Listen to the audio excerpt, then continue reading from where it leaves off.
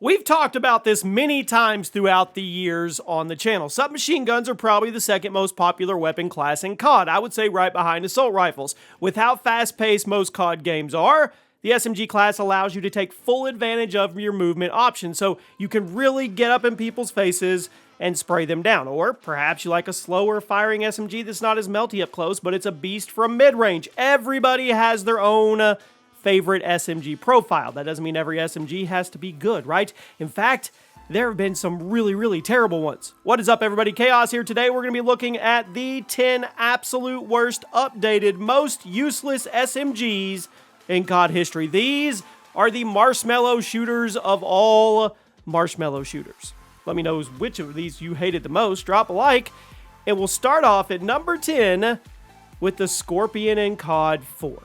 It's one of the most infamously bad weapons in COD history, not just the SMG. It has to be one of the most useless weapons I've ever seen in a multiplayer game.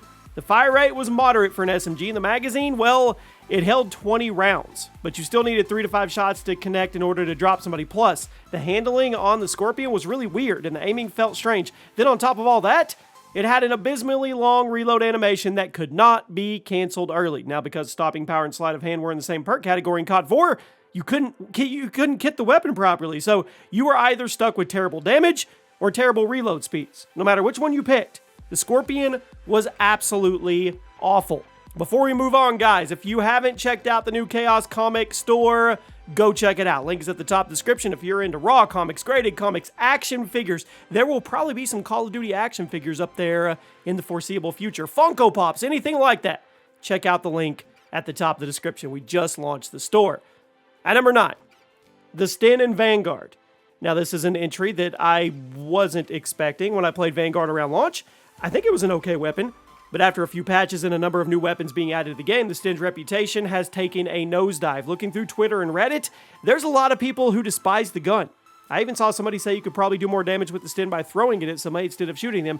Now, the right attachments will beef it up a bit, but at the end of the day, it's one of the worst guns in the game without attachments, and even after you kit this thing out, other SMGs are way better. There's just no real viable reason to ever pick this gun over other guns that are at your disposal. On top of that, it kind of just feels wimpy.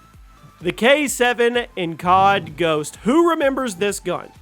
Now, Ghost had a decent number of memorable weapons, and even the less good ones had some personality to them, but when's the last time you heard anybody talk about the K7? It was pure garbage. Anybody who says differently is trying to sell you something. It's a full auto SMG. It was cool because it had an integrated suppressor, but it also had some of the lowest base damage in the game. It would hit for a maximum of 34 base damage, which is decent enough, but that would drop all the way down to a pathetic 15. It made it a 7-shot kill at range. Let me repeat myself. A 7-shot kill. Let me remind you, this was COD Ghost, a game full of guns that could drop you in 1, 2, or 3 shots. The K7 was awful, and I'm not going to listen to anybody who tries to fanboy over it and say it wasn't. At number 7. The Caparis or Caparis in Black Ops 1.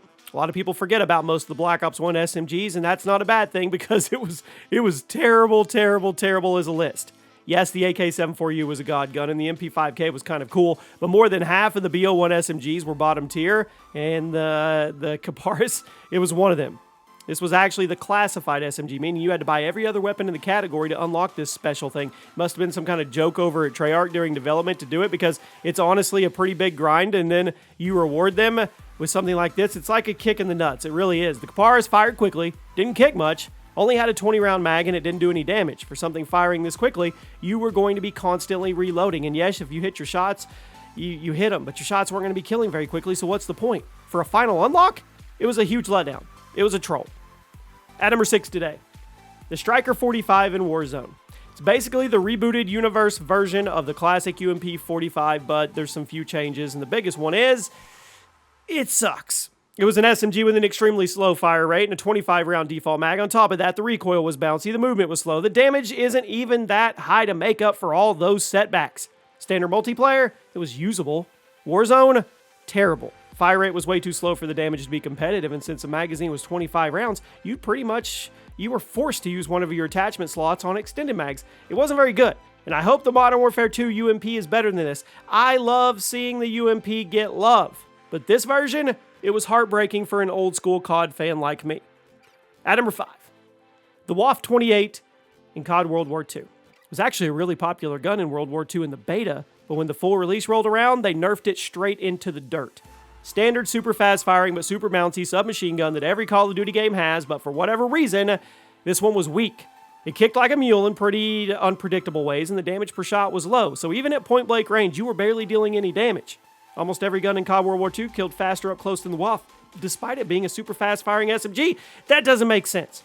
On top of that, it was virtually useless beyond super close range because the recoil was so bad. I don't know why Sledge felt the need to bring it down so much after the beta, but they did, and it sucks.